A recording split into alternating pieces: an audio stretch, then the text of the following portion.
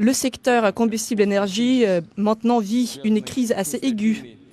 Et cette crise est liée à l'instabilité des ressources énergétiques et aussi les déséquilibres de l'offre et de demande, ainsi que des actions qui sapent le marché. Il s'agit de ceux qui ne pensent qu'à leur propre ambition géopolitique. Ils ont une discrimination ouverte sur le marché et si ça ne va pas, ils anéantissent l'infrastructure des concurrents. Ceux qui profitent de ces instabilités, des conflits, qui est derrière cela? C'est évident, c'est ceux qui essaient de rompre les liens entre la Russie et l'Union européenne, qui veut saper et anéantir l'Union européenne et aussi contrôler le marché. Et en fait, il s'agit de celui qui, techniquement, je tiens à le souligner, qui est techniquement capable d'organiser ces explosions, ces attaques, et qui a déjà organisé des diversions pareilles et qui a été pris en flagrant délit. Je salue les participants, les invités de la semaine russe de l'énergie. La plateforme autoritaire, la plateforme très reconnue qui discute des questions principales de l'énergie. Cette discussion est très importante, d'autant plus que le secteur combustible-énergie maintenant vit une crise assez aiguë. Et cette crise est liée à l'instabilité des ressources énergétiques et aussi les déséquilibres de l'offre et de demande, ainsi que des actions qui sapent le marché. Il s'agit de ceux qui ne pensent qu'à leur propre ambition géopolitique. Ils ont une discrimination ouverte sur le marché et si ça ne va pas, ils anéantissent l'infrastructure des concurrents. Il s'agit ce qui s'est produit sur les lignes des gazoducs 1 et 2 et il n'y a aucun doute, c'est un acte du terrorisme et le cible c'est de saper la situation énergétique et aussi anéantir les ressources énergétiques et priver les gens des ressources et faire en sorte qu'ils achètent toutes ces ressources à des prix plus élevés. C'est un précédent qui est très dangereux. Il montre que n'importe quel site de l'infrastructure est en danger, indépendamment du lieu où il se trouve, par qui il est dirigé, s'il passe par la mer ou s'il passe par la terre. La preuve, en fait, je ne veux pas en parler parce que nous sommes ici à la semaine énergétique, mais il faut quand même mentionner que la preuve, c'est aussi l'acte terroriste sur le pont de Crimée qui a été organisé par des services ukrainiens. Ce régime utilise depuis longtemps ces techniques, procède à des purges et ensuite postent tout cela sur Internet, puis ils réalisent qu'ils ont commis une erreur et puis ils effacent ces messages sur Internet. Ils ne s'arrêtent pas devant le terrorisme nucléaire. Jeudi, des frappes sur le site de Zaporojye ainsi que les frappes autour de la centrale de Koursk. Et aussi, il s'agit des tentatives de frapper le Turk Stream. Tout cela a été documenté et les commanditaires de ces actes, ce sont les bénéficiaires. Ceux qui profitent de ces instabilités, des conflits, qui est derrière cela? C'est évident, c'est ceux qui essaient de rompre les liens entre la Russie et l'Union européenne, qui veut saper et anéantir l'Union européenne et aussi contrôler le marché. Et en fait, il s'agit de celui qui, techniquement, je tiens à le souligner, qui est techniquement capable d'organiser ces explosions, ces attaques, et qui a déjà organisé des diversions pareilles et qui a été pris en flagrant délit, mais qui n'a pas été puni. Le bénéficiaire, alors on connaît très bien qui est le bénéficiaire. Nous pensons qu'il ne faut pas rentrer ici dans les détails parce que c'est c'est l'importance d'autres systèmes, des systèmes restants qui augmentent. Ils passent par le territoire de Pologne, il y a mal l'Europe, sur les territoires de l'Ukraine, il y a deux lignes. C'est ce qui a réussi à construire en utilisant ses propres argents, ses propres frais. Il s'agit aussi des États-Unis qui peuvent maintenant fournir des ressources à des prix élevés. Comme on dit dans des entreprises respectables, c'est highly likely. Tout se comprend, c'est très probable. On comprend qui est le bénéficiaire. On peut maintenant imposer à des pays étrangers le GNL des États-Unis et qui est moins compétitif que le gaz russe qui passe par les gazoducs parce que les prix du GNL américain sont beaucoup plus élevés et tout le monde le sait, tout le monde le savait autrefois. Mais il y a d'autres risques qui se créent. De quoi s'agit-il? Tout ça, c'est instable et ces livraisons peuvent aller dans d'autres régions du monde. Nous l'avons vu récemment quand les tankers américains changeaient l'itinéraire quand ils allaient en Europe, ils changeaient de point de destination parce que les autres les ont proposé des prix plus élevés dans un autre point du monde. Et ainsi, ils ont ignoré les intérêts des consommateurs, des acheteurs européens. Je veux rappeler une chose. Il y avait quelqu'un qui a sauvé cette situation, c'était la Russie qui a donné du gaz supplémentaire, mais pourtant les dirigeants européens préfèrent ne pas s'en souvenir et ils préfèrent nous pointer du doigt. Alors, est-ce que nous refusons ces livraisons? Non, pas du tout. Nous livrons tout le volume dans le cadre de nos contrats. Si quelqu'un ne veut pas prendre ce produit, notre produit, alors nous n'y sommes pour rien. C'est votre décision.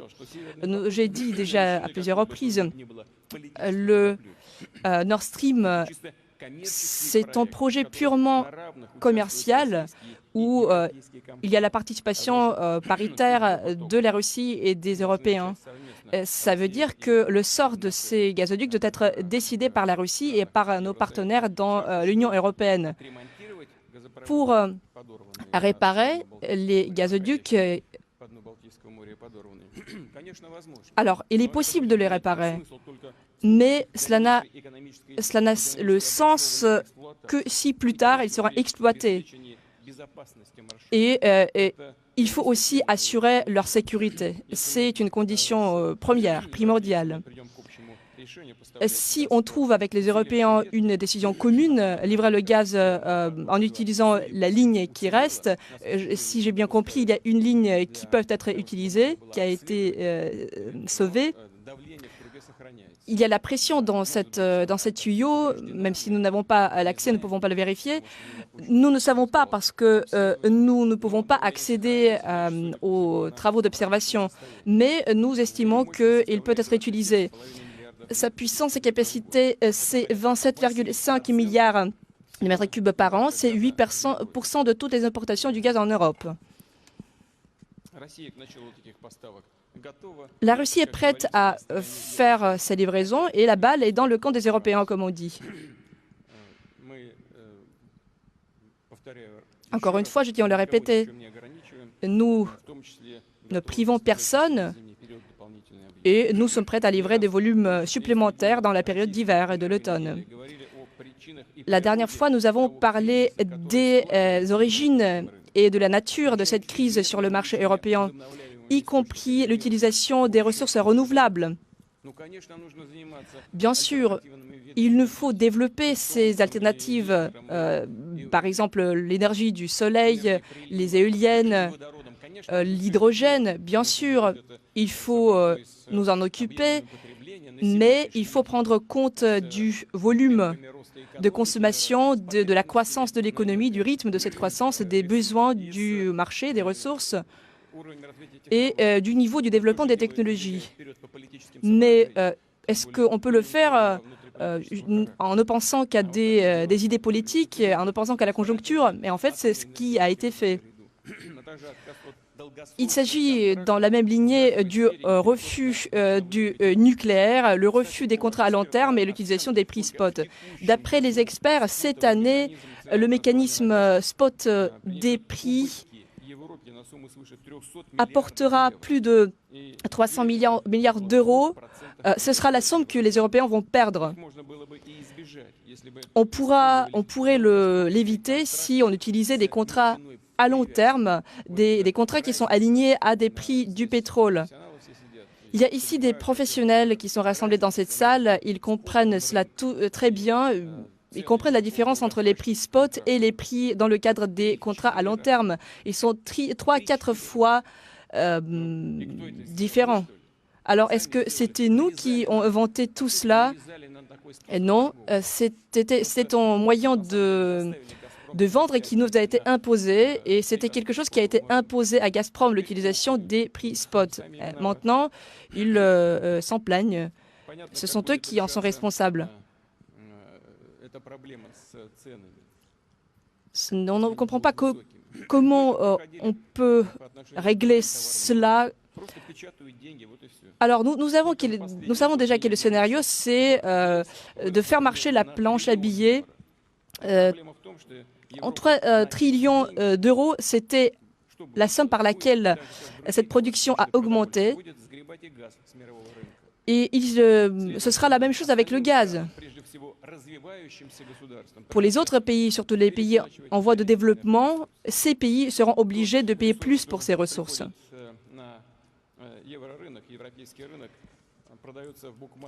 Ce qui arrive sur les marchés européens, ça se vend 3 fois plus cher. Et ensuite, cela contribue aussi à l'inflation. Dans l'Union européenne, elle est de 10%. Ce sont les Européens ordinaires qui en souffrent. Les tarifs qu'ils payent ont augmenté par 3 et la population, comme au Moyen-Âge, maintenant préserve du bois pour se réchauffer en hiver. Est-ce que la Russie est pour rien? Non, on essaie de rejeter la faute sur autrui, en l'occurrence sur la Russie. Ce sont eux qui en sont coupables. Ce n'est même pas le résultat des actions dans le cadre d'une opération militaire spéciale. En Ukraine, dans le Donbass, non, pas du tout.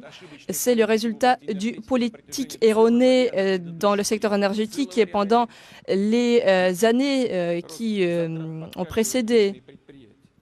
Les entreprises locales en souffrent. Les rythmes de production peuvent être comptés à des chiffres qui n'ont que 2 chiffres. Le business doit soit se fermer ou de trouver une autre juridiction. Là-dessus, je dois noter quelques données statistiques. D'après les données des Européens eux-mêmes, d'après l'Union européenne, les exportations en Russie étaient de 89 pendant l'année 2021. Alors, 89,3 milliards et les importations, 162,5 milliards. Déficit, 73, c'était en 2021. Et pendant les premiers trimestres de cette année, ce déficit a augmenté jusqu'à 103,2 milliards d'euros. Quelle est la raison? Nous vendons nos produits. Nous sommes prêts à acheter des produits européens, mais ce sont eux qui ne veulent pas les vendre. Ils ont introduit l'embargo sur un groupe de produits, un autre groupe de produits. C'est de là que vient le déficit. Ils vont rejeter cette faute sur nous. Alors nous vendons à des prix du marché. Nous sommes prêts à acheter vos produits, mais vous ne vendez pas vos produits. Le déficit augmente en résultat. Ce n'est pas notre faute. Il ne faut pas refuser la coopération avec la Russie. Qu'est-ce que je voudrais aussi noter? Et cela est souligné par les fonctionnaires européens de haut niveau. Le bien-être des Européens de ces dernières 10 ans se basait sur la coopération avec la Russie. Le refus partiel des produits de la Russie impacte déjà l'économie de l'Union européenne, mais au lieu de travailler sur le retour des avantages compétitifs, ses propres avantages compétitifs, par exemple en utilisant des hydrocarbures russes, les pays européens ne font qu'exacerber les tensions, notamment dans le domaine du prix du pétrole. Ici, il ne s'agit pas uniquement de l'Europe, mais aussi de l'Amérique du Nord. C'est ce qui est prévu depuis le décembre de l'année en cours. Je vais citer le lauréat du prix Nobel. Si vous voulez créer le déficit, par exemple le déficit des tomates, il faut juste introduire la loi selon laquelle les marchands de détail ne peuvent vendre des tomates que de 2 cents en foot. Et tout de suite, vous allez recevoir le déficit des tomates. C'est la même chose avec le gaz et le pétrole. Fin de citation. C'était la citation de Milton Friedman.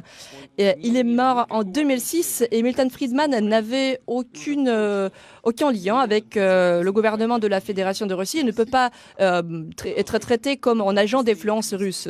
Il semble que ce sont des vérités universelles, mais pourtant, les autorités européennes ne veulent pas le voir et elles suivent les ordres de déindustrialiser leur pays, de baisser le niveau de vie de leurs citoyens et cela, évidemment, aura des conséquences.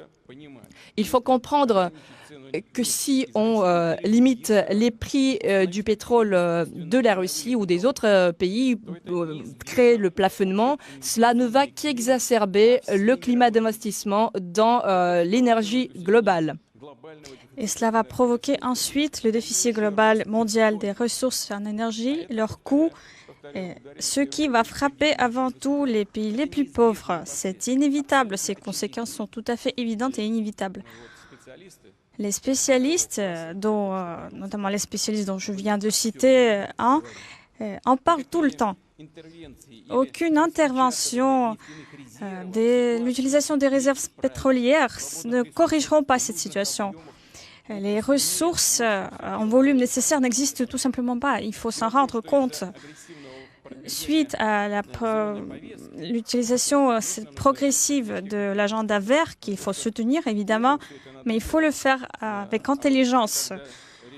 Quand il s'agit d'une promotion agressive de cet agenda, notamment dans la zone européenne, le secteur pétrolier mondial est sous-investi maintenant. Et dans le même temps, voyons que les principaux producteurs du pétrole, qui représentent 20% de l'industrie mondiale, ont fait l'objet des sanctions américaines et européennes. Et donc, en 2020-2021, les investissements en pétrole et gaz, on atteint les niveaux minimaux depuis 15 ans. Vous vous rendez compte, en 2020-2021, bien avant le début de notre opération spéciale dans le Donbass. Il s'est avéré que ces investissements sont 2 fois moins importants qu'en 2014 à cause des activités des hommes politiques occidentaux. Et le business n'a pas contribué 2,5 trillions de dollars dans ces domaines. Qu'est-ce qu'on peut dire? Je vais en parler plus tard, mais la décision d'OPEP+, qu'est-ce qu'elle a à voir avec cela? La décision d'OPEP+, n'a qu'un seul but, c'est équilibrer le marché mondial. Mais ils ont déjà accusé l'OPEP+, et leur décision. C'est vrai que nous voyons qu'ils essaient de cacher leur propre erreur par autre chose. Je vais en parler encore. Encore un point important que je vais noter.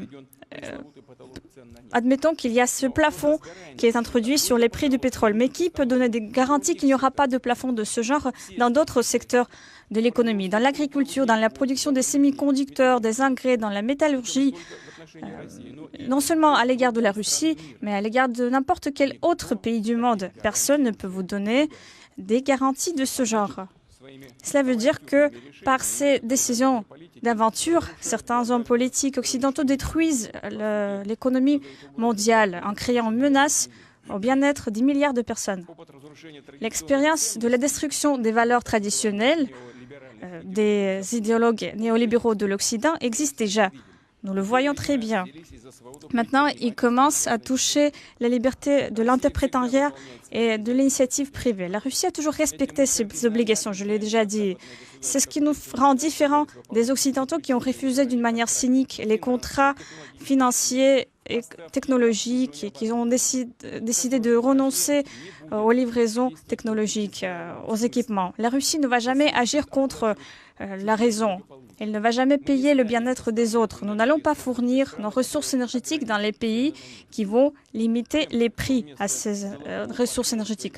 À ceux qui, au lieu des mécanismes de marché, essaient d'utiliser des ruses et le chantage, alors que nous, dans ce genre de paradigme, dans le domaine politique, on vit dans tout ça depuis déjà 10 ans.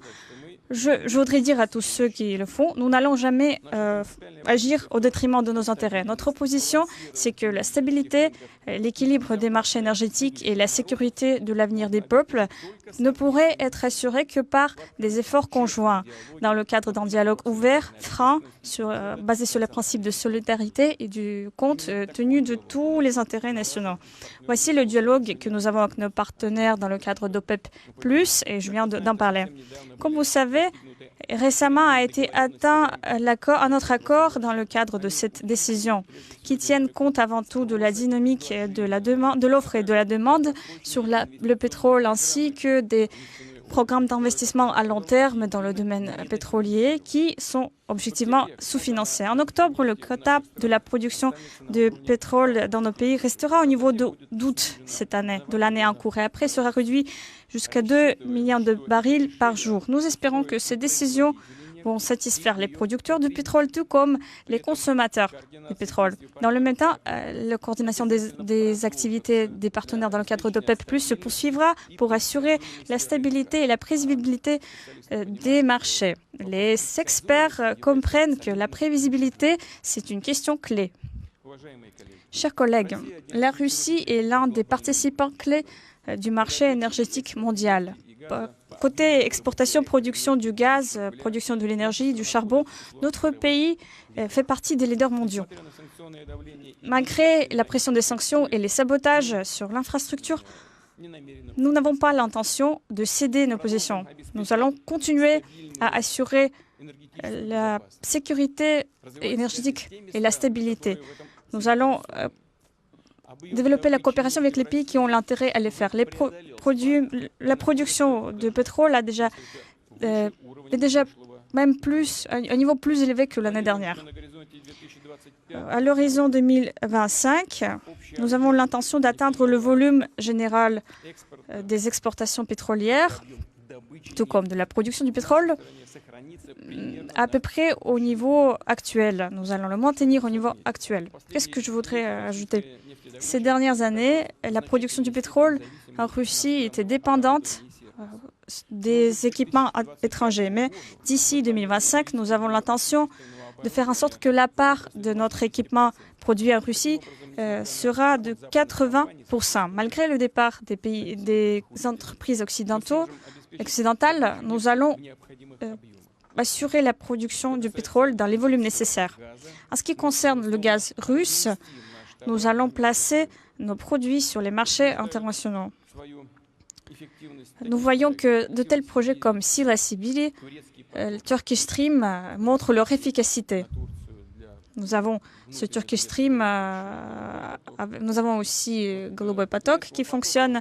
Pour Turkish Stream, 14 milliards de mètres cubes sont déjà transférés en Europe. Ce n'est pas un grand volume, mais quand même, c'est pas mal. Qu'est-ce que je voudrais dire à ce sujet?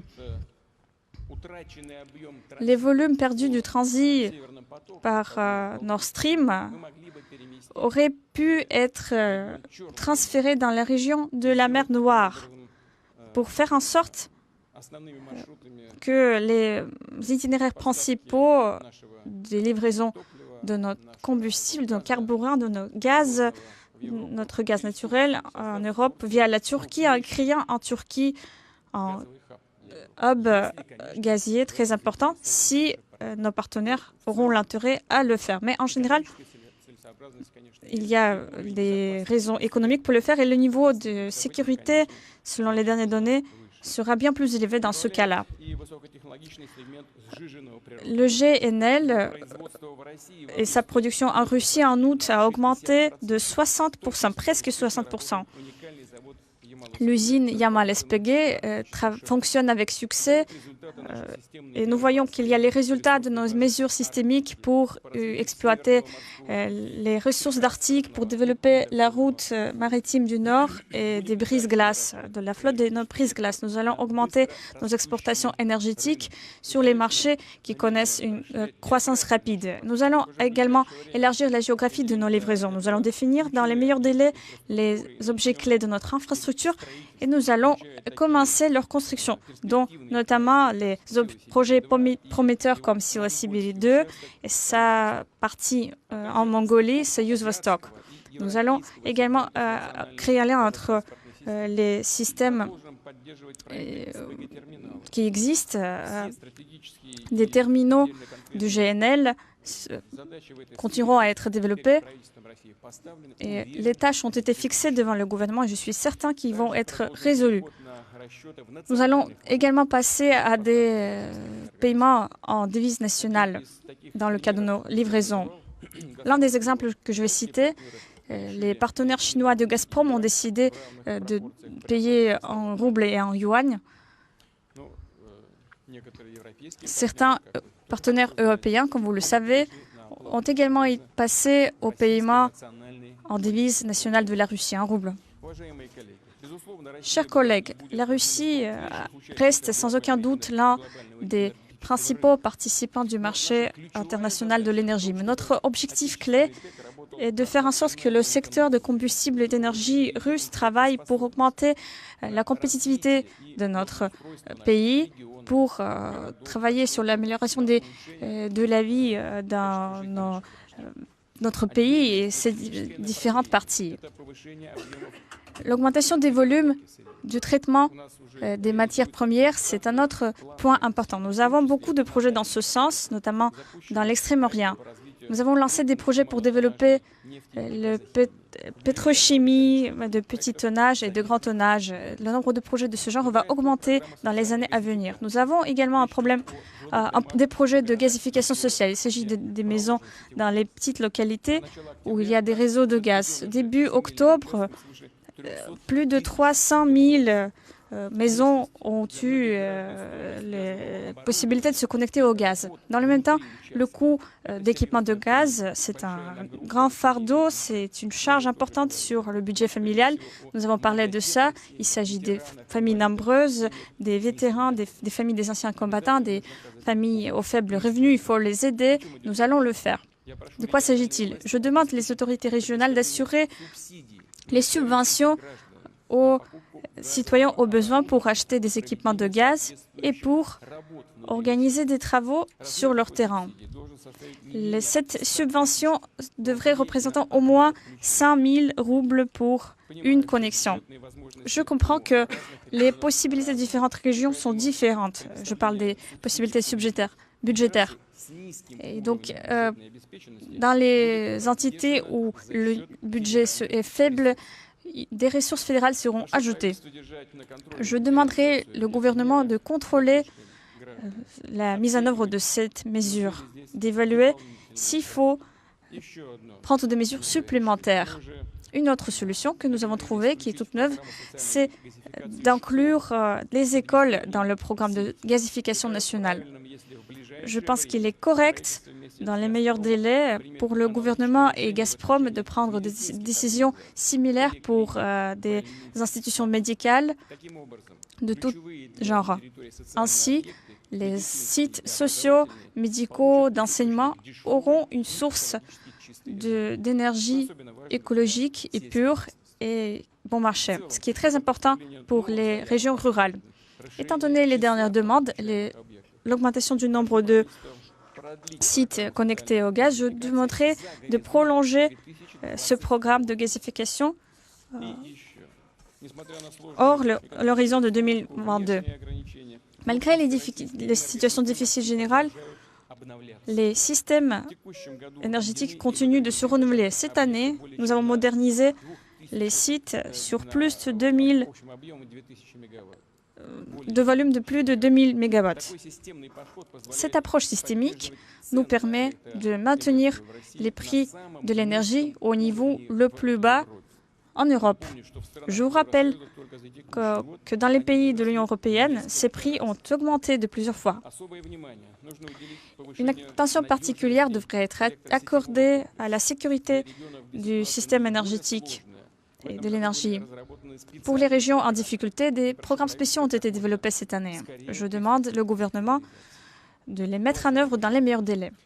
Chers amis, l'énergie mondiale actuelle fait face à des défis inconnus avant. Dans cette situation, la communauté internationale a été chassée par des actions myopes des pays occidentaux. La recherche d'une sortie constructive de cette situation devrait faire l'objet des discussions dépolitisées et détaillées, notamment dans le cadre de la semaine énergétique. La Russie est prête à un partenariat confidentiel dans ce domaine, au développement stable de nos relations, aux livraisons de l'énergie sûre. Et je crois que c'est l'approche préférée de la majorité de nos partenaires. Je vous souhaite un travail réussi. Je vous remercie pour votre attention.